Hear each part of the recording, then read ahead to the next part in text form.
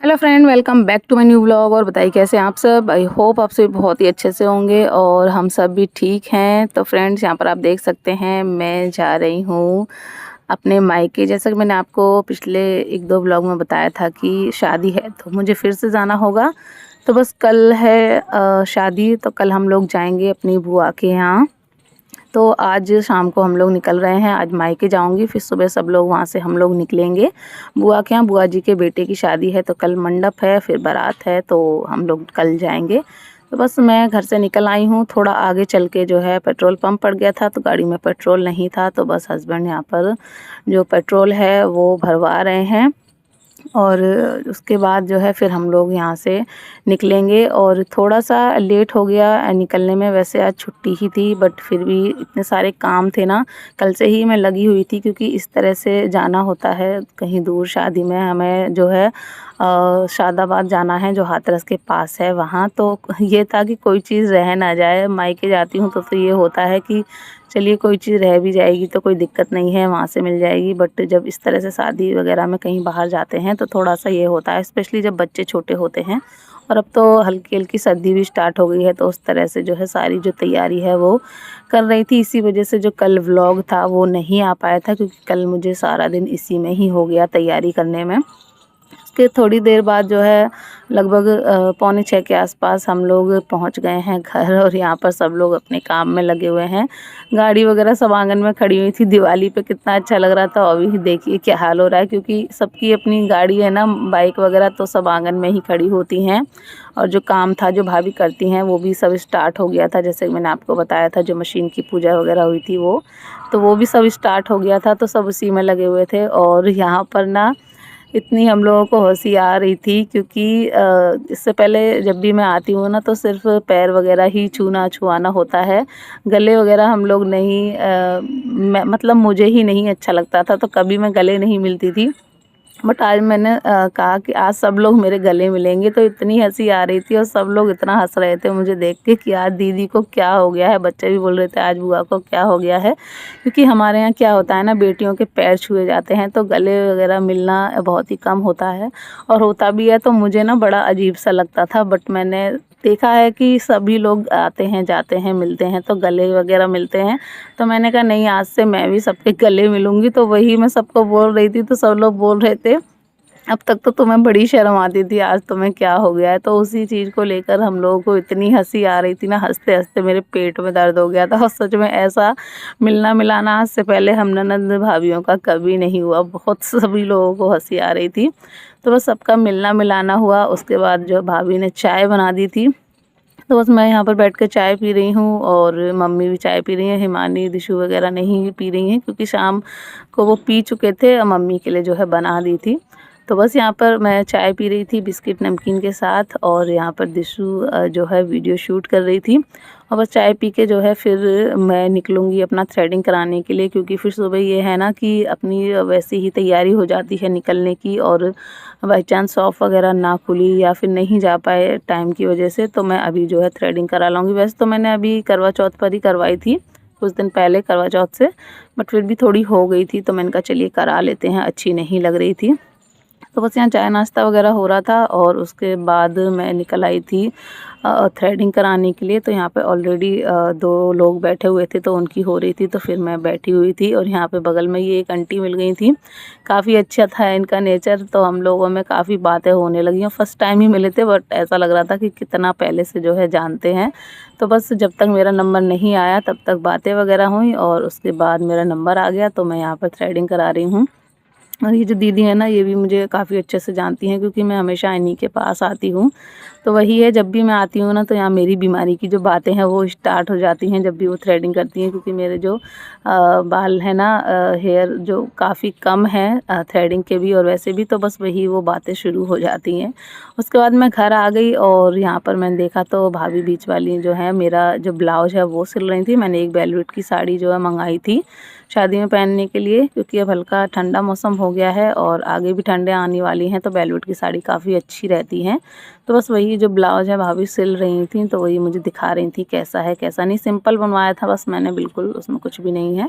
उसके बाद हम लोग यहाँ पर बैठ के देख रहे हैं भात। बहन के यहाँ जब शादी होती है तो भाई जो भात ले जाते हैं, तो मेरी बुआ के यहाँ शादी है तो पापा मेरे भात ले जा रहे हैं, तो वही मम्मी दिखा रही थी कि देख लो कैसा है कैसा नहीं। तो बस वही मैं और छोटी वाली भाभी हैं वो देख रहे थे, और सब लोग जो है पहले ही देख चुके थे, बट फिर भी वही है ना, जब होता है इस तरह से तो फिर हिमानी दिशु भी आ गई थी।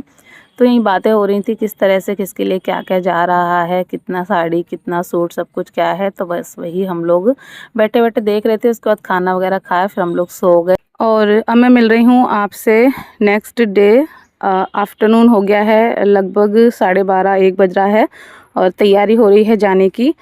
और अभी सिर्फ एक गाड़ी जा रही है जिसमें हम लोग जा रहे हैं, और जो भाई की गाड़ी है वो अभी नहीं जा रही है। सोचा था कि दोनों गाड़ी साथ में जाएंगी तो सब लोग जो है साथ में निकल जाएंगे, बट जो भाई था छोटा वाला वो किसी काम से गया हुआ है तो वो आ नहीं पाया है। नाइट में जो है उसको आना था वापस, बट वो नहीं आ पाया, तो इस वजह से फिर जो है नहीं जा पा रही है एक गाड़ी। तो अभी सिर्फ मैं, मम्मी और बीच वाली भाभी और हिमानी दिशु और बच्चे जा रहे हैं। तो दूसरी गाड़ी जो रह जा रही है उसमें फिर सबसे छोटी वाली भाभी हैं, बड़ी भाभी, भैया, सुनील मतलब छोटा वाला भाई, और उनके एक आधी जो बच्चे हैं वो आ जाएंगे।